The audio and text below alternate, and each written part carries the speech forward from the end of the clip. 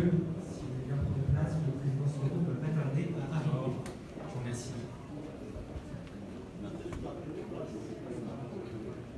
Bonjour. Avec le corona, on dit on ne serre plus les mains. Bon. Mesdames et messieurs, le président Soro. Bonjour. Bonjour. On ne serre plus les mains à cause. Oui. C'est bien ça. On peut se taper. Bon. Bonjour.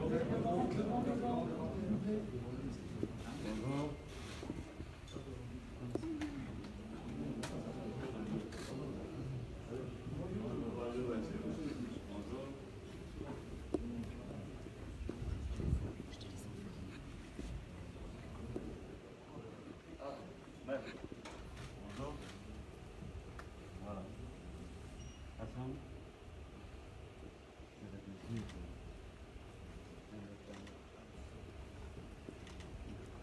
Hassan.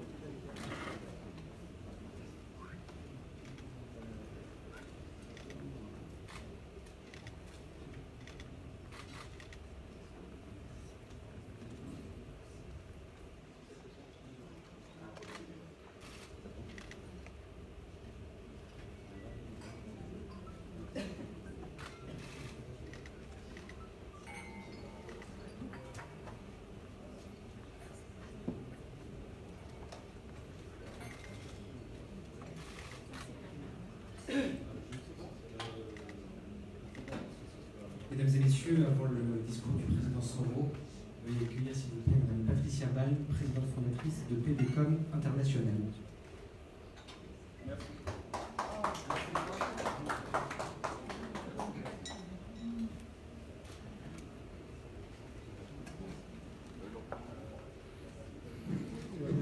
Merci et bonjour à tous. Alors, en premier lieu, je voudrais vous remercier.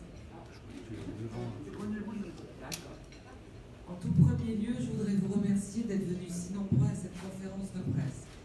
Je voudrais remercier en particulier le président, M. Guillaume Kikba-Fori Soro, et Madame la ministre et maître Afoussiata Bambalami, et leur amitié. Car c'est parce qu'il s'agit d'une véritable histoire d'amitié entre nous que j'ai décidé de mobiliser l'ensemble du cabinet PBCom International au profit de la cause légitime de M. Guillaume Soro. Comme vous le savez, j'ai travaillé pendant 11 années auprès d'Alassane Ouattara. Il a choisi de m'écarter lorsqu'il a gagné l'élection présidentielle de 2010. Certainement parce que, vous le savez, lorsque l'on accède à la magistrature suprême, on préfère ne plus avoir face à soi le reflet du miroir des années où l'on n'était plus rien. Et pourtant, que de promesses m'avait-il fait? Depuis 10 ans, je me suis tue sur toutes ces années partagées avec lui, et je continuerai de le faire, parce que c'est ainsi que je fonctionne, et je ne dérogerai pas à cette règle que je me suis fixée depuis bien longtemps.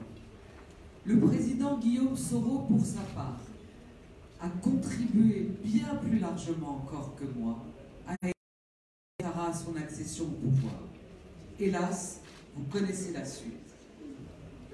Il semblerait donc qui ne serait pas dans les habitudes d'Alassane Ouattara de tenir ses promesses. Je crois bien que nous en avons aujourd'hui la preuve éclatante. En effet, après avoir annoncé qu'il ne ferait pas un troisième mandat, il a purement et simplement renié sa parole donnée. Finalement, le président Soro et moi-même avons été trahis par le même homme, et sans doute cette injustice nous a rapprochés et elle a scellé, pour ma part, une amitié indéfectible. Pour finir, je tiens à remercier ma collaboratrice Patricia Campagne, que vous connaissez, et le directeur de PBCOM International, Sacha Ban, pour avoir aidé à l'organisation de cette conférence de presse. Merci de votre attention.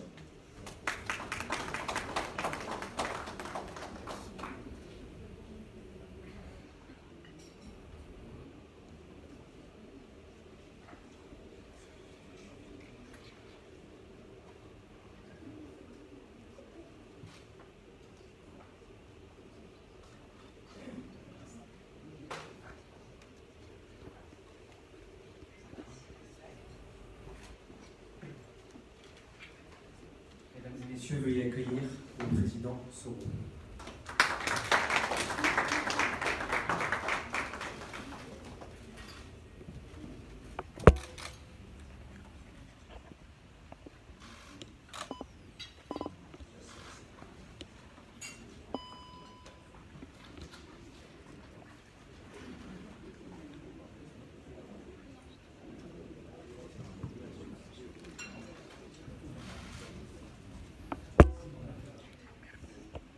Mesdames et messieurs les journalistes, chers invités, vous vous souviendrez, c'est dans cette même salle, le 28 janvier dernier, je me tenais devant vous pour vous déclarer ma candidature à la prochaine élection présidentielle en Côte d'Ivoire. Je vous le réaffirme, aujourd'hui encore, ma candidature est ferme, irréductible et irrévocable. Je ne reconnais à nul autre que le peuple souverain de Côte d'Ivoire le droit de statuer sur mon avenir et mon devenir. Je suis candidat à l'élection présidentielle du 31 octobre 2020 en application de la loi de la morale républicaine et conformément à mes convictions selon lesquelles la dictature ne s'épanouit jamais aussi bien que lorsque, tétanisés par nos peurs, nos angoisses, nous la laissons prendre possession de nos vies et qu'elle ne recule que si courageusement nous nous dressons contre elle. Mesdames et messieurs les journalistes, je veux gouverner ce pays en bâtissant la solidarité intergénérationnelle, la nation ivoirienne émancipée de ses souffrances passées par le pardon et la réconciliation. Je veux gouverner en consolidant la démocratie et l'état de droit par la séparation et l'équilibre des pouvoirs de l'État dans un pluralisme renforcé.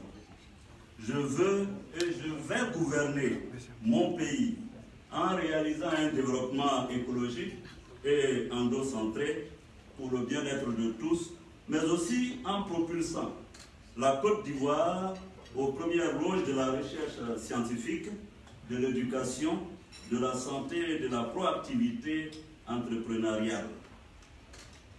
C'est une Côte d'Ivoire réunie et solidaire, portée par le génie de ses peuples et générations, que j'entrevois comme legs idéal pour les héritiers de demain. Mesdames et messieurs, mais faut-il le rappeler, je vous alertais déjà aussi ici, dans cette salle, sur les risques de déflagration encourus si la communauté internationale ne se mobilisait pas pour obtenir des élections démocratiques et transparentes en Côte d'Ivoire. Je vous avais aussi mis en garde contre de procéder à une entourloupe pour assurer le pouvoir d'État en Côte d'Ivoire. Aujourd'hui, je suis à nouveau devant vous avec une extrême gravité. Mais avant d'aller plus loin dans mon propos, je voudrais dire toute ma reconnaissance à M. Emmanuel Macron, président de la République française, pour avoir tenu un langage de vérité au président Ouattara au nom de l'attachement de la France à la démocratie et aux droits de l'homme. Je dis dans la foulée toutes mes admirations à M. Muhammadu Buhari, président de la République fédérale du Nigeria, que je visiterai sous peu, à M. Mahamadou Issoufou, président de la République du Niger, ancien président de la CEDEAO, au président Macky Sall du Sénégal, Umaru Sissoko Embalo de la Guinée-Bissau, pour leur posture connue, sans équivoque, contre le troisième mandat. Je n'oublie pas également de saluer le secrétaire d'État, M. Mike Pompeo, pour le soutien des États-Unis au respect de l'État de droit. Je le disais tantôt, la Côte d'Ivoire est au bord du gouffre. L'entêtement de M. Ouattara à faire un troisième mandat en violation de la constitution ivoirienne se fait dans une barbarie indigne d'une république moderne et civilisée. Le bilan est déjà suffisamment lourd et alarmant pour ne pas nous interpeller. Plus d'une trentaine de morts depuis sa déclaration de candidature. Plus de 200 arrestations sur le territoire national, dont 60 de mes compagnons de Génération et Peuple Solidaire, parmi lesquels des députés arrêtés sans la levée de leur immunité et 2 de mes jeunes frères de lait pris en otage. De nombreuses femmes aux mains nues, battues et incarcérées. La limitation des droits constitutionnels que sont la liberté de manifester et la liberté d'expression par la prise d'une série de décrets interdisant à l'opposition d'exprimer son désaccord face au projet du troisième mandat. L'incarcération injuste des députés et de tous les autres prisonniers politiques fait l'objet d'une réprobation et d'une condamnation unanime des organisations internationales et des organismes de défense des droits de l'homme. Je veux citer autres l'Union interparlementaire, l'Assemblée parlementaire de la francophonie, Amnesty International, le Haut Commissariat aux droits de l'homme des Nations Unies. Depuis le 23 décembre 2019, je suis, comme vous le savez, contraint de vivre loin de mon pays, victime de montages grossiers habillés par des artifices juridiques. On m'a fait un procès expéditif, fallacieux, fictif, pour des faits inexacts, alliant calomnie et diffamation, et au prétexte d'une infraction de recel d'un bien qui aurait été prétendument commise en 2007. Non seulement ces faits sont imaginaires, mais cette infraction, si jamais elle avait existé, aurait été légalement prescrite. L'article 7, en effet, du Code de procédure pénale ivoirien prévoit en effet qu'en matière de délit, la prescription de l'action publique est de 3 années révolue. À considérer par extraordinaire que ce délit soit qualifié de corruption, là encore, le délai de prescription éteint l'action publique puisqu'il est de 10 ans. De sorte qu'en 2019, soit 13 ans après les faits, devrait être prescrit. Or, en réalité, tout ça n'existe pas. Il n'y a aucune charge, aucun début de commencement de preuve. Pour reprendre la formule de l'un de mes avocats, ce dossier, c'est un peu comme le couteau de Lichtenberg. Un couteau sans lame, dont on a oublié le manche. C'est du vide, c'est du vent. Le procès qui s'est tenu au tribunal d'Abidjan le 28 avril dernier est une honte pour tout état de droit qui se respecte. On m'a jugé sans avocat, sans m'avoir convoqué, sans aucun accès au dossier. Et en un mot, sans justice, une vraie parodie. Vous connaissez la phrase de Georges Clemenceau, et je cite, « La justice militaire, ce que la musique militaire est à la musique. » Je crois que nous avons trouvé pire encore que la justice militaire. C'est la justice ivoirienne, qui n'a de justice que de nom. C'est d'ailleurs contre cette injustice et contre l'arbitraire que la Cour africaine des droits de l'homme et des peuples a rendu 2 ordonnances. Un mot d'abord sur la procédure choisie. La Cour africaine a été saisie en matière d'urgence. 2 ordonnances de mesures d'urgence ont été rendues, ce qui n'est possible qu'en présence de violations graves, évidentes et manifestes des droits fondamentaux.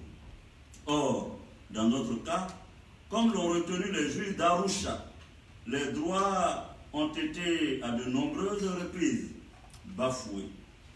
Alors, bien sûr, du côté du camp Ouattara, on nous répond que la Côte d'Ivoire a quitté le protocole d'adhésion de la Cour africaine des droits de l'homme et des peuples, figurez-vous, le lendemain de son ordonnance du 22 avril, c'est-à-dire le 23, soulignons-le.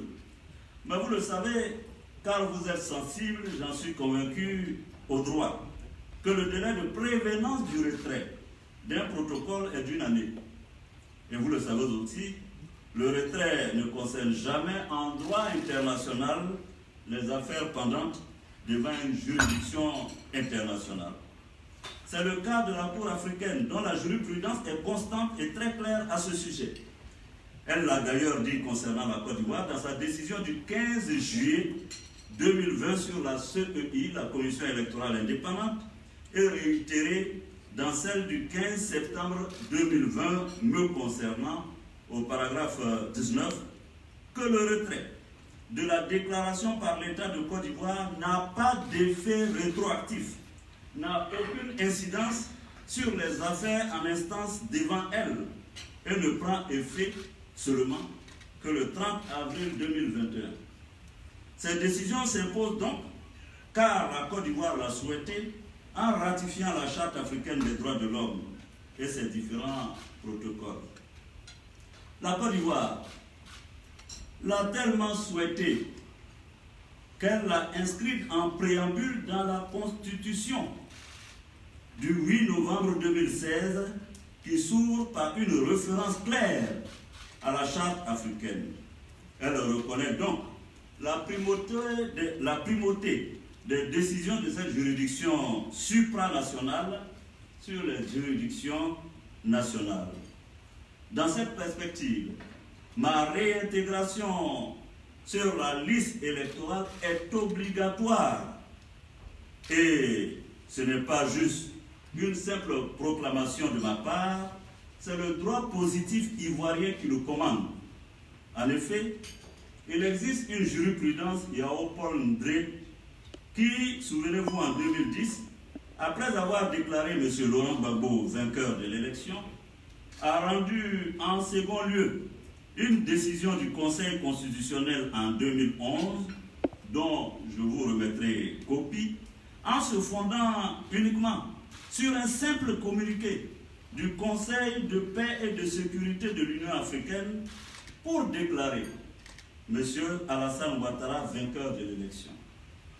En d'autres termes, en ce qui me concerne, le Conseil constitutionnel actuel doit, en s'inclinant devant la décision de la Cour africaine des droits de l'homme et des peuples, se fondant sur une décision de justice, ici c'est une décision de justice, plus forte et plus contraignante pour reconnaître ma citoyenneté, non seulement en m'inscrivant sur la liste électorale, mais aussi en me rendant éligible à la prochaine élection présidentielle. Mesdames et messieurs, en déclarant M. Alassane Ouattara éligible, alors que l'article 55 de la Constitution est très clair, le président de la République est élu pour 5 ans au suffrage universel direct. Il n'est rééligible qu'une fois. Les sages du Conseil constitutionnel ont manqué d'imagination ou sont de très mauvais juristes.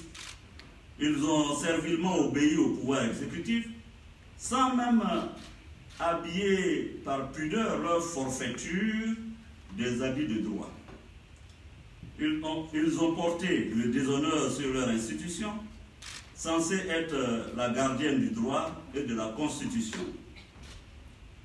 Ils ont donné leur aval au coup d'État constitutionnel voulu par M. Alassane Ouattara.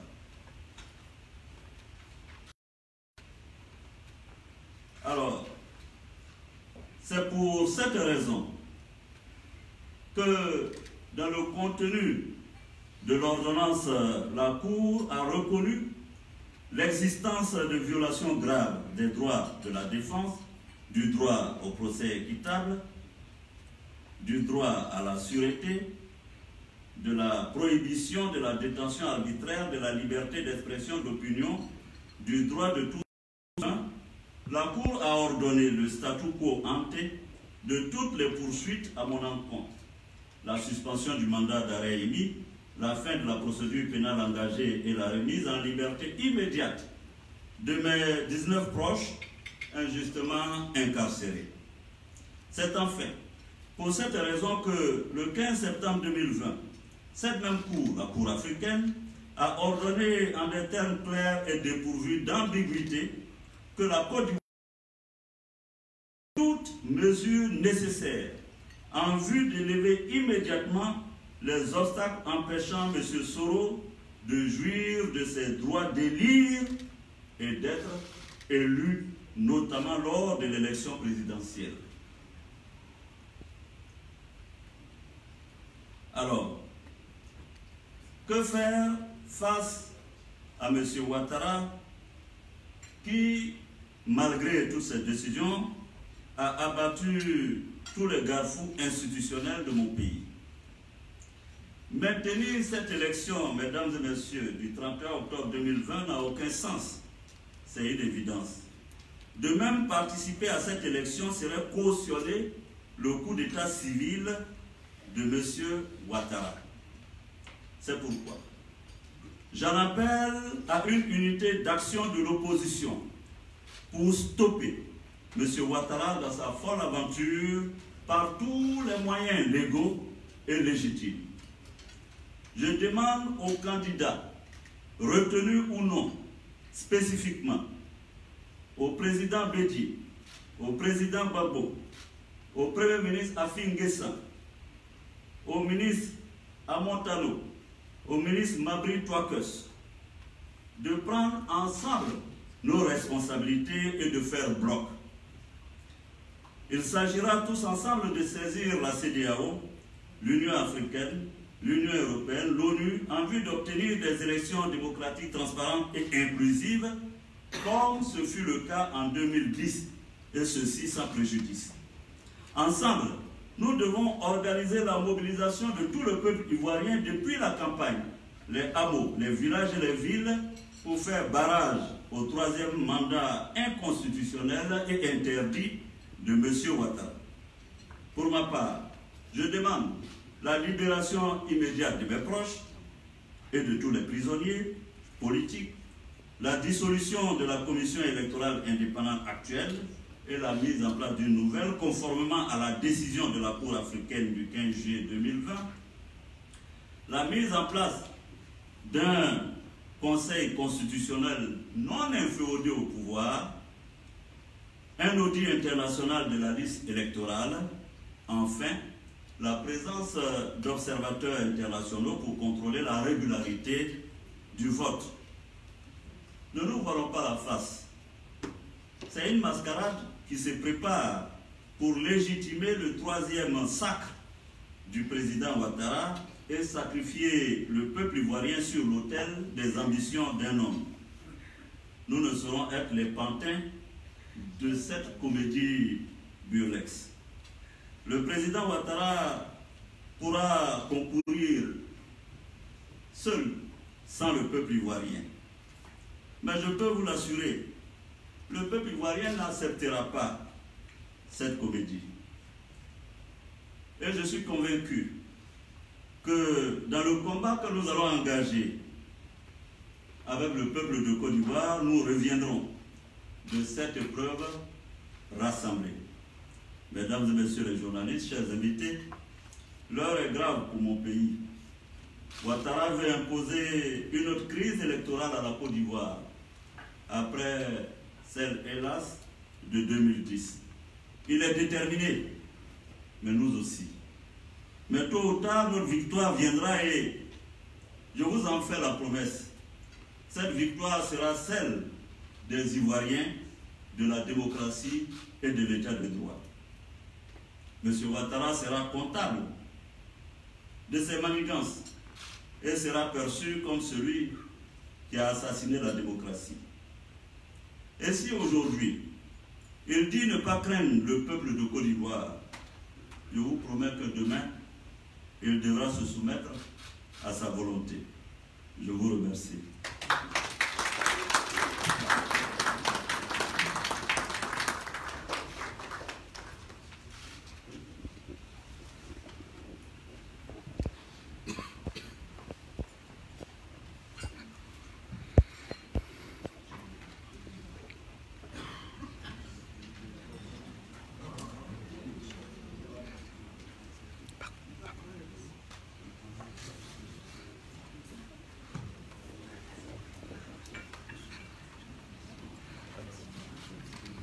Mesdames et messieurs les journalistes, vous pouvez procéder à quelques questions-réponses.